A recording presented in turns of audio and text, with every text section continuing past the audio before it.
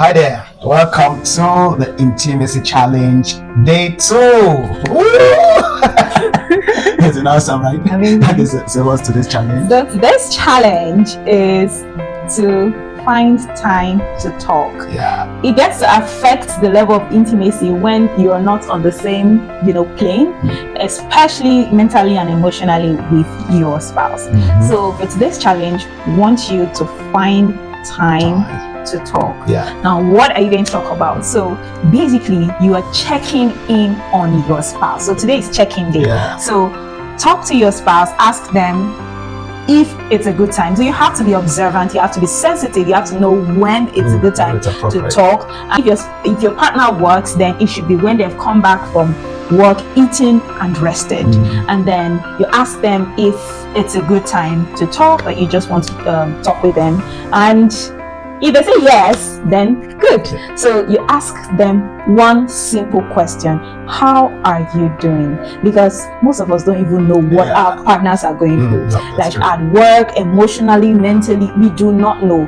All we know is that they're doing their job or they're not doing it. Like they're being a good husband or they're not. They're being a good wife or they're not. You don't know their struggles. You don't know, because you've not really been keen enough to press to know. Your partner may be a very reserved person, or they're not open, but it's your job to push until you get them to open up and talk to you. So today we want to challenge you to do just that. So ask your partner, how are you doing? I really want to know how you're doing. So don't make it look like a probe or anything. Your tone should be so tender and so calm that they know that this is a harmless question. That's right. Next thing is you watch what their response is. If they just say, I'm fine, just press further and ask them, really, how are you doing emotionally? How are you doing? What's going through your mind? What are your thoughts? How are you feeling?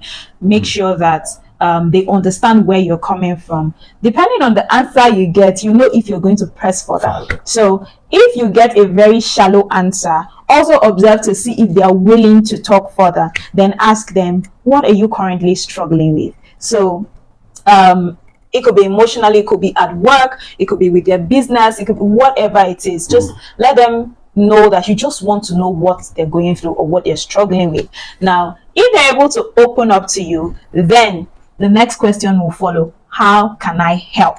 So let them open up to you and tell you. It could just be, maybe they just want you to pray for them, or maybe they just want you to help a little more around the house, or they want you to be more supportive in terms of, standing up for them and all that. Whatever it is, just be open to whatever answers you get. Don't start complaining, oh, you don't like to open up, don't do that.